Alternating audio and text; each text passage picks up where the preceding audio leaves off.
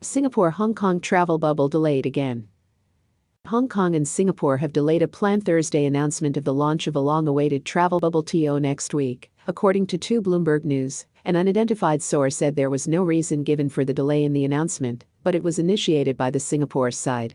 It is expected the start date of the quarantine-free travel arrangement would be moved to May 26 from May 19. A spokesperson for Singapore's Transport Ministry told local media both sides had not fixed a date to announce the resumption of the travel bubble, but will do so once we are ready, hopefully very soon.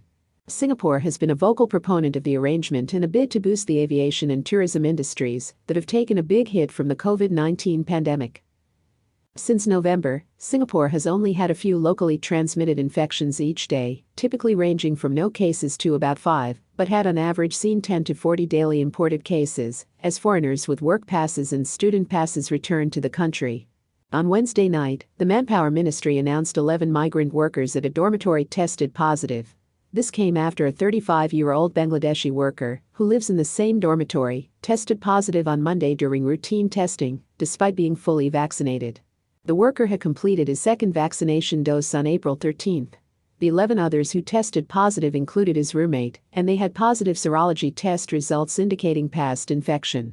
These cases were immediately isolated and conveyed to the National Center for Infectious Diseases to investigate for possible reinfection, the Manpower Ministry said in a statement issued late on Wednesday. The bulk of its more than 60,000 COVID-19 cases since the pandemic started occurred in the dormitories that house a mix of South Asian and mainland Chinese migrant workers who are on work permit or S passes and hold lower paid jobs in construction, shipyards and processing. Hong Kong had requested for these individuals to not be eligible for the travel bubble arrangement ahead of the initial launch last November. Singapore has one of the fastest vaccination rates in Asia-Pacific, having administered 2.2 million doses for its 5.7 million citizens. Domestic life has largely returned to normal, though concerns of reinfection are growing as new virus variants emerge and global cases tick up.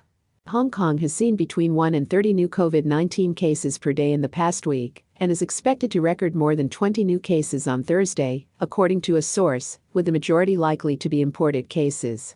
Experts are also increasingly concerned about the spread of more infectious coronavirus variants. To date, about 10% of the territory's 7.5 million population has received at least their first vaccine dose. 5.3% of the population are fully vaccinated.